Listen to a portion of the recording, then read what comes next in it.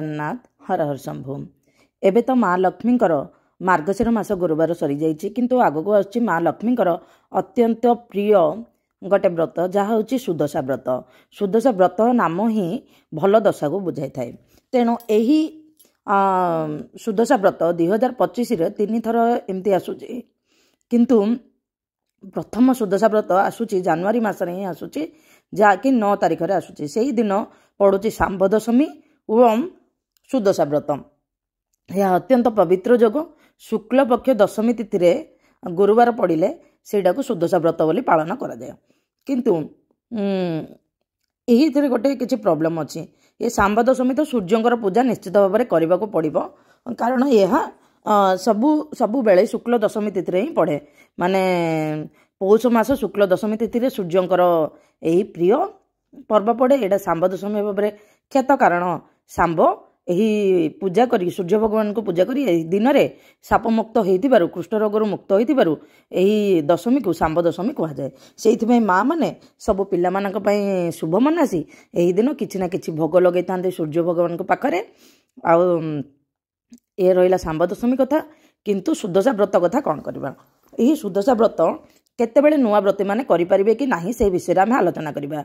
नुआ व्रती माने सेतेबेले करि परिबे जेतेबेले सेमानकर भाग्य भल थिबो, माने ग्रह सब उच्च स्थान रे थिबो।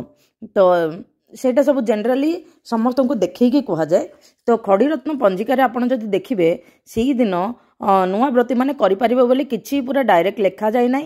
तेणु आमे एइठू कन्क्लूजन हबा करि परिबा नाही। किंतु आपण जदि घरे खड़ीरत्न पंजिका नाही, आपण केमिति जानि परिबे जदि सुदशा व्रत करूछि ना नाही, माने नुआ व्रती माने करि परिबे कि नाही। देखो सुदशार भल माने होछि भल दशा।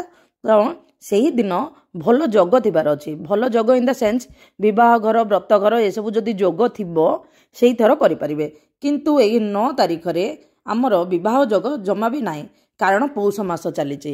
आउ एही गोटे कथा, पौष मास रे माँ लक्ष्मी मध्य बापा घर को चली जांती।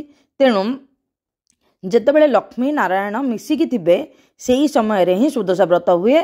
आउ विवाह जोग थिबा दरकार, सेही समय रे आमर सुदशा व्रत हुए। सेही पई एथर नुआ व्रती माने करि परिबे नाही सुदशा व्रत। पुराणा व्रती माने किपरि पालन करिवे? पुराणा व्रती माने मध्य देखंतु शुक्ल दशमी केतेबेले पडुची 8/1/2025 रो, माने 8 तारिख रु बुधवार दिन रो स्टार्ट हो जाउची शुक्ल दशमी 2:29 रु 9/1/2025 12:26 पर्यंत रहउची। तो 12:26 पर्यंत जेहेतु आम रोची पुराणा व्रती माने 12:26 मध्य रे आपण व्रत पिंधि पारिबे। किंतु ताहाकू नेले हमको देखिबा को पड़िबो अमृत बेला किंबा महेंद्र बेला रे हमको व्रत पिंधिले बहुत शुभदायक। माने पूजा सब होई व्रत पिंधिबा जदि से टाइम भीतर सरी जिवो बहुत भलो। देखंतु एही थर महेंद्र बेला नाही, तो अमृत बेला कौन अच्छी सकाळ 7:26 रु 9:02 पर्यंत अच्छी। पुणी 15:26 रु 17:02, 18:28 रु 21:40, तापर 4 रु 3:16, तापर 4:04, 5:40 पर्यंत अच्छी। किंतु आमर जोग सरी जाउची 12:26 रे, माने आमर 12:26 रे सरी जाउची।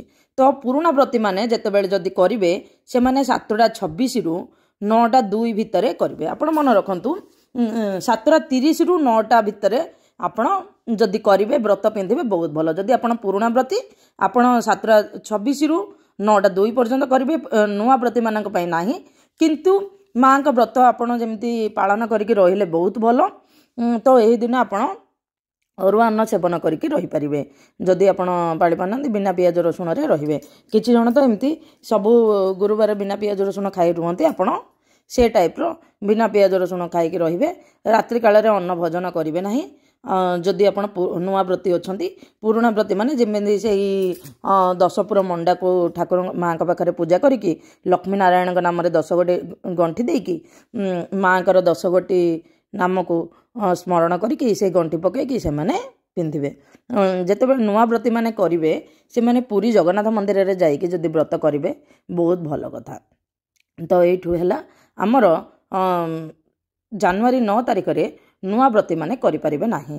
किंतु पुराणा व्रती माने जदि करबा को चाहुचंती से माने करि परिबे। से माने 7:30 रु 9 भितर व्रत पिंधिले बहुत शुभ, कारण से सब अमृत बेला रहउची। आउ एही दिन रोचे आमर सांब दशमी। सांब दशमी 8 तारिख दिन स्टार्ट हो जाऊँ। शुक्ल दशमी 14टा 29 माने 2टा 30 स्टार्ट हो जाऊँ। किंतु सूर्योदय तिथि को ही ये सब लक्ष्य करा जाए। तो सूर्योदय तिथि को देखिले आमर रोचे 9टा 12टा 26 पर्यंत। तो शुक्ल दशमी मध्य 12टा 26 पर्यंत रोथबारु आमे जो मेन भोग तो 12टा भितर सब करवा दरकार। तो घंटे 2टा एमती करवानी 12टा 26 भितर जमीती हेले सरेबे। सब जो समस्ते ये सब जो करिकी मेन भोग ये सब जो लगाती बहुत किसी करके टाइम हो जाए। से आपण आगुरी मैनेजमेंट करिकी 12टा 26 भितर सूर्य नारायण को मुख्य भोगटा देदेवे। तो संध्या धूप आपड़ जमी चाहिए दे पारे, किंतु जो मुख्य भोगटा सेटा 12टा 26 मध्य देदेवे। एथर गोटे कि 2टा गले चलबनी, कारण शुक्ल दशमी तिथि 12टा 26 बेल को सरी जाऊँगी। आपड़ सकाळ धूप दे पारे सूर्योदय समय आ 12टा 26 भितर आपड़ ये सब देदेवे। आपण अंचल जमी सूर्योदय होई टाइम रे जनरली सूर्योदय 6टा 30 एमती हुए। सूर्योदय समय को लक्ष्य करके आपड़ देदेवे। यह रहा आमर कथा। आपको जदि तथ्य भल लगे निश्चित भाव लाइक शेयर एंड सब्सक्राइब करदे। कमेंट रे जय माँ लक्ष्मी लिखिदेवे। आ प्रभु सूर्य नारायण जय हो। हे माँ दुनिया समस्त मंगल करंतु, दुनिया कोटि जन्म पाप क्षय करंतु। माँ दुनिया समस्त मंगल करंतु। जय जगन्नाथ, हर हर शंभु। जय जगन्नाथ, जय श्री जगन्नाथ।